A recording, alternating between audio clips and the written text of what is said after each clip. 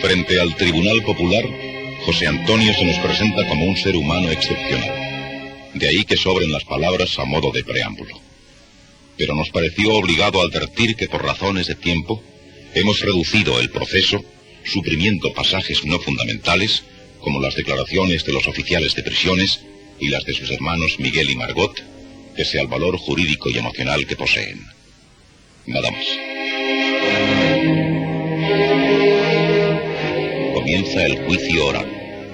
El tribunal se constituye en la prisión provincial de Alicante. Son las 10:30 de la mañana del día 16 de noviembre de 1936.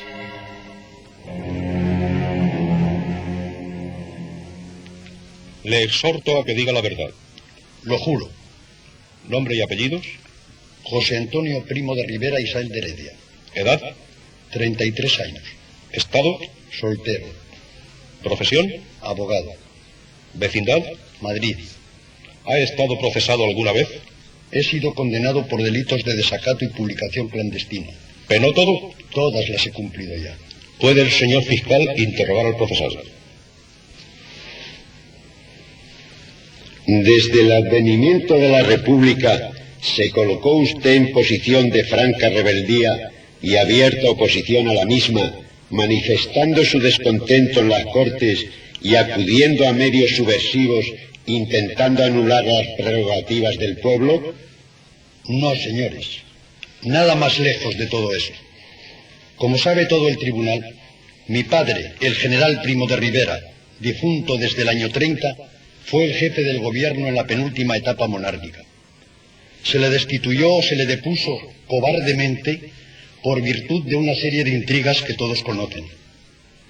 La dictadura del general Primo de Rivera no cayó por ninguna oposición declarada o abierta, popular, sino que tales maquinaciones dieron por resultado la formación de un gobierno palatino de antiguos políticos.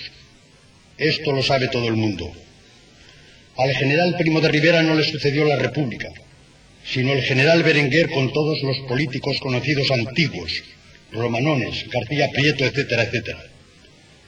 Mi padre, el dictador o presidente, pues sobre esto de dictador habría mucho que hablar, se fue en estado de infinita tristeza por el pago recibido a lo que él creía servicios a la monarquía.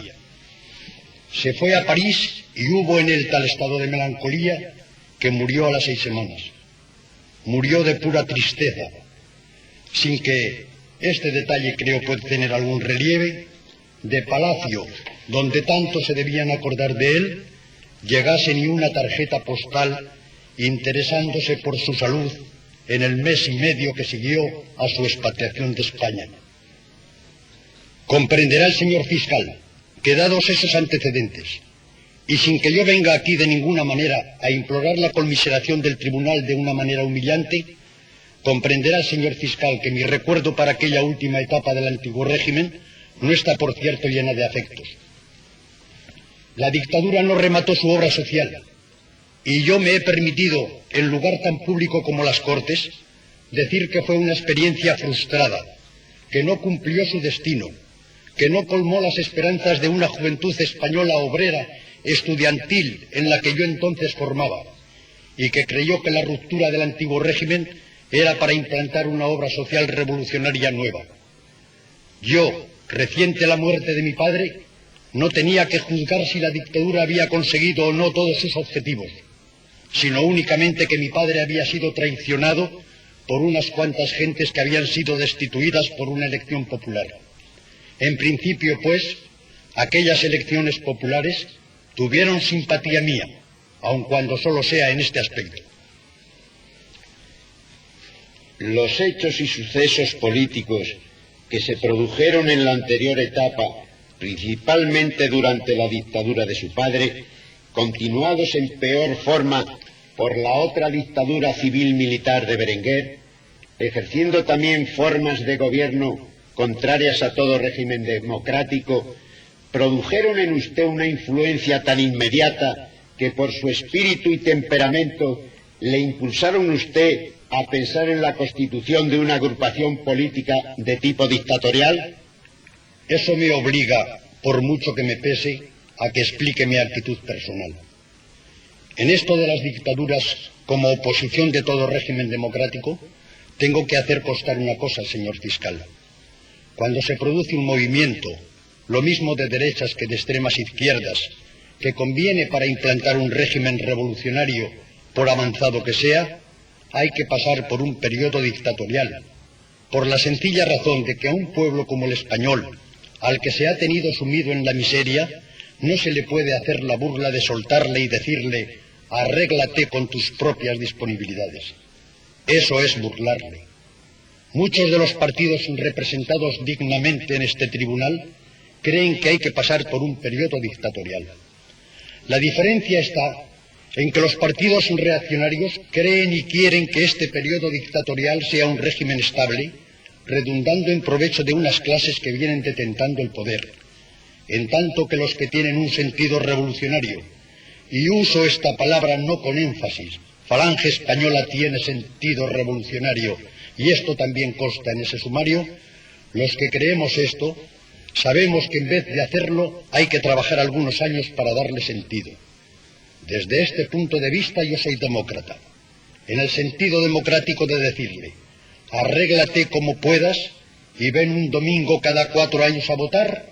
Yo no soy democrático, en cambio autoritario, militarista.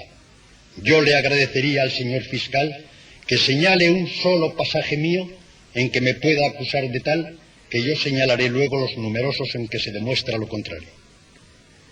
La finalidad de esa nueva agrupación política no era otra que la de sustituir al Estado democrático que el pueblo se dio por otro autoritario o imperialista que propugnaba usted en sus idearios políticos.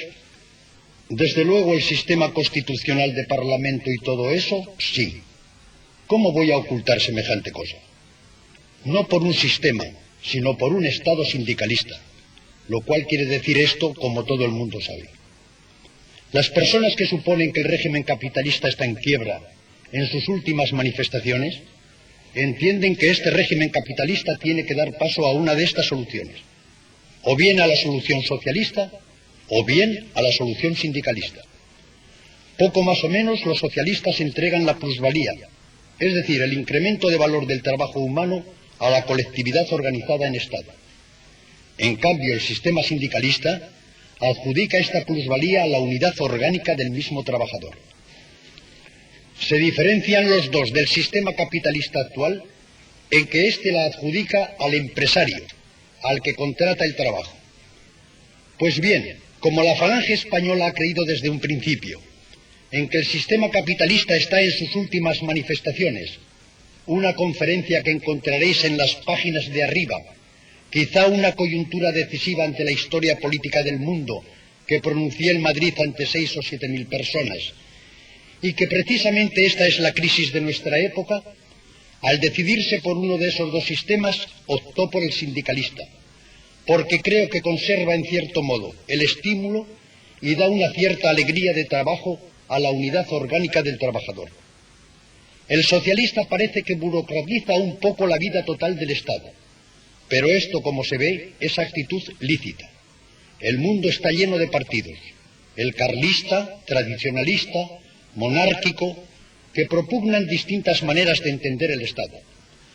Fuimos procesados por sostener estas ideas, y el Tribunal Supremo de Justicia, ya bajo el gobierno no actual, sino del señor Azaña y Casares Quiroga, y precisamente por la Sala Segunda del Supremo, que es la de más probada lealtad republicana, que está formada no por representantes de la carrera judicial, sino por elementos como Antón Oneca, discípulo predilecto de Jiménez Asúa, y notables jurisconsultos como el señor Crespo Cambra, nombrado por el gobierno de la República, este Tribunal Supremo nos dio la razón y nos dijo que precisamente la Constitución permite que los españoles profesen distintas ideas políticas y prevé hasta la posibilidad de su propia sustitución. Ella misma habla de que puede ser sustituida por otra. Me parece que eso no es delito alguno. Uno de los puntos, aparte de nuestros juicios, determina que entendemos que la plenitud histórica de España es el imperio. Pero según explica una conferencia de Rafael Sánchez Mazas, que es el primer intelectual de la agrupación, se entiende que nosotros no entendemos por imperio una vasta extensión de país. Nosotros no somos nacionalistas. No creemos que una nación, por el hecho de ser territorio y de que unos hombres y unas mujeres nazcan en él, ya es la cosa más importante del mundo. Creemos que es una nación importante en cuanto encarna una historia universal. Para escribir como título de esa asociación política Falange Española y de las Jons, cuando habla de Falange Española, lo mismo en público que en privado, en hojas y en manuscritos, ¿se refiere a un movimiento que llaman nacional sindicalista? Sí, señor. Lo corriente es que el partido sea el partido. Pero como la conciencia pública española está tan castigada por tantos partidos, la palabra partido suena mal y la sustituimos por movimiento nacional. ¿No es más cierto que el emplear ese título de movimiento sea para que en cualquier momento pueda utilizarse en sus dos acepciones esa palabra? Es decir, que llegado un movimiento insurreccional y subversivo de algo que signifique cambio político en España, cuando se hable de ese movimiento no pueda entenderse y disimular su verdadero movimiento? No, señor. Nada semejante a esto. Desde el primer mitin dado en el Teatro de la Comedia lo dije. Nosotros no somos un partido más. Somos un antipartido. Somos un movimiento nacional. Esto se ha dicho infinitas veces. Los que hayan prestado atención a mis camaradas y a mí saben que es verdad esto. Al conocimiento de actos delictivos, ¿no es cierto que no los impidió ni censuró la conducta de sus afiliados, haciendo uso de la autoridad que tiene sobre ellos, sino que llegó hasta casi autorizarlos, defendiéndoles cuando eran procesados por su actuación ante los tribunales? No he defendido ni una sola vista por ningún delito de sangre en 12 años, ni de Falange, ni de fuera de Falange. Eso se puede ver en el registro del Colegio de Abogados. He defendido innumerables por supuestos delitos de tenencia ilícita, etc. Me consta que como acuerdo del partido, como cosa organizada por el partido, no se ha cometido un solo delito de sangre. Que en épocas de lucha encarnizada como esta, y entre grupos políticos de ideología contrapuesta, caigan muertos de un lado y de otro, ¿qué duda cabe? Esto es infinitamente triste. Tengo la misma consideración por la sangre vertida de un lado y de otro. Me ha dolido que hayan caído obreros anarquistas, socialistas, en luchas con afiliados nuestros que no sé quién son. Algunos muertos nos atribuyen. También tengo yo 75 muertos en una lista que está en autos y no se me ocurre imputarle su muerte a ninguno de los partidos de donde pudieron salir los agresores. Con motivo del aplastante triunfo del Frente Popular, redobló sus actividades en contacto con otros elementos afines, por ejemplo, Renovación Española, contraria al régimen republicano, para preparar la revolución que ensangrienta España. Le diré al señor fiscal. A fines de diciembre de 1935 vino a visitarme un redactor de Blanco y Negro, periódico ultraderechista, para decirme: ¿qué resultado prevé usted de las elecciones? Había preguntado ya a Calvo Sotelo, a Gil Robles y a no sé quién más. Todos habían dicho: triunfo aplastante de las derechas. En la última página o en la penúltima de este periódico está lo que yo dije: preveo el triunfo de las izquierdas. El triunfo rotundo de las izquierdas. Y me dijo: ¿qué sucesos públicos prevé como consecuencia? Respondí: se constituirá un gobierno de izquierdas burguesas, probablemente presidido por Azaña. Si este gobierno acierta a comunicar al país la experiencia de una obra izquierdista, renovadora, pero con alegría nacional, puede esperarse para nuestra patria buenos días, grandes días. Esto dije yo. Y agregué: si no consigue eso, probablemente habrá una pugna evidente entre la revolución marxista y la revolución nacional. Esto dije también. Se celebraron las elecciones. La falange española fue separada de las derechas e hizo campaña contraria a ellas porque les eché en cara 30 veces que no habían sabido hacer una obra nacional y social, que se habían limitado a aplastar de modo torpe y excesivo la revolución de Asturias sin ponerse a indagar por qué podía haber estallado. Todo esto lo dijimos hasta hartarnos, y cuando vino el 16 de febrero y triunfaron las izquierdas, publiqué un número de arriba en el que a toda plana se decía: sucedió lo que tenía que suceder. Como habíamos previsto el 28 de junio de 1935, antes de la primavera de este año tendremos gobierno hazaña en el poder. La experiencia es peligrosa. Está llena de riesgos, pero esta experiencia peligrosa nos interesa. Esta puede tener una sustancia, un color y un contenido. Así que como españoles miramos esto con una expectación benévola. Acaba usted de manifestar que tenía que venir con la revolución marxista la nacional. No voy a dar parte de mis condiciones de profeta. Yo lo que dije es que estallaría un choque violento. Eso es evidente. En la calle está. La relación mía o la simpatía con esto que está luchando en la calle, esto, cuando el señor fiscal me lo pregunte, le contestaré con mucho gusto. En virtud de ese triunfo del Frente Popular, dedicó sus actividades a celebrar reuniones clandestinas con sus secuaces para llegar a un acuerdo en la forma, la manera y la época propicia en que habían de tener lugar el movimiento subversivo. Si estaba en la cárcel algo así como 20 y tantos días, no podía hacerlo. ¿Y cómo iba a mostrar simpatía hacia esas personas a quienes había combatido y censurado durante 2 años? ¿Presentaron ustedes impreso del programa político en la Dirección General de Seguridad? No, señor. De los estatutos sí, pero del programa político, ¿desde cuándo hay que presentarlo? La lectura de los números y puntos que se detallan y expresan, sin hablar del conjunto, ese programa político era sin variación alguna lo que constituye el desarrollo de todas las actividades políticas de ustedes. ¿Lo refleja todo? No voy a condenar ahora la revolución para que parezca que quiero congraciarme con el tribunal. Esto me interesa ponerlo en claro. La revolución en calidad de cipayos, la revolución de mis muchachos ardorosos, combatientes, para luego Dios sabe qué, eso no. Creo que eso es la sustancia del juicio presente y espero las preguntas del señor fiscal. Antes de ser detenido, hizo propaganda en contra de la República y a favor del fascio, que continuó con posterioridad y siempre tratando de la revolución para su logro. Jamás, jamás, jamás.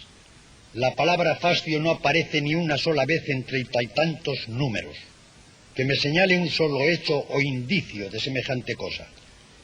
Recibía cartas dirigidas a usted como jefe de la falange de sus secuaces, en las que estos decían, llenos de ímpetu y valor, que se preparaban para lanzarse al asalto del poder.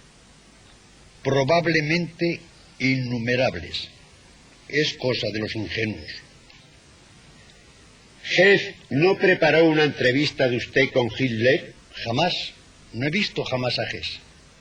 Lo de Hess o Hess lo mismo da. Ahora, si le conoce mejor el procesado, eso varía. Yo sigo con Hess mientras no se demuestre lo contrario con un diccionario. Claro que cuando el procesado lo dice, él sabrá por su superior cultura. Bien, el señor fiscal sabe que mi cultura es bien modesta, pero que la uso. Basta. Tuvo lugar un mitin en Berlín en el que habló usted, hablando también con Bosley. Yo le digo al señor fiscal que un mitin es un acto público. Ha tenido que publicarse la reseña en infinitos periódicos de Europa. Hay muchos periódicos españoles que tienen completísimo archivo. El Sol, El Debate, ABC. Todos están ahora incautados por el Frente Popular. Que se pida a los archivos de esos periódicos, ya que no lo puedo hacer, porque estoy encarcelado, y todos lo sabéis, a ver si existe un supuesto mitin en un lugar de Europa en que yo haya hablado. Tampoco conozco al señor Bosley.